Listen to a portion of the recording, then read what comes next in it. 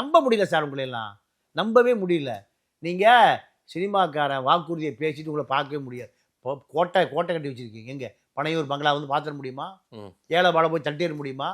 ஆ ராஜ்யராஜை இடிக்க வர புல்டோசர் இடிக்க வரான்னு விஜய் வீட்டில் போய் பேச முடியுமா? ஒரு 500 மக்கள் போயிட முடியுமா? காலையில் வந்து பாருங்கள் தூங்கிட்டு இருக்காருன்னு. அது அல்ல போராட்டம். போராட்டம் என்பது இடிக்கும்போது புல்டோஸுக்கு முன்னாடி படுத்தவன் தான் தலைவன். இப்படி படுத்தவன் தான் அன்றைய கம்யூனிஸ்டுகள், அன்றைய பெரியாரிஸ்டுகள்.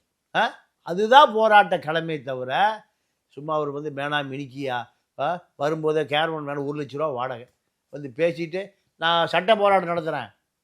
இவர் இங்கே வர்றதுக்கே சட்ட போராட்டத்தை நடத்தலையே. புஷி ஆனந்த் சுட்ட போராட்டத்தை நடத்தினார். 2% ஓட்டு மேலே காணாமல் போயிரியா? ஏதாவது போராட்டம் கிட்ட ஏதாவது இருக்கா? எங்கே போனால் பாரு, அங்கே போனீங்கன்னா மீடியா வெளிச்சம் கிடைக்கும். ரொம்ப தூரம் போக முடியும். என்னாலே அலைய முடியாதியா. கோவாவுக்கு ஃப்ளைட்டில் என்னால் போக முடியும். கீர்த்தி சுரேஷ் கல்யாணத்துக்கு இங்கே 50 கிலோமீட்டர்லாம் போக முடியாது. கேரவன் வர சொல்லு.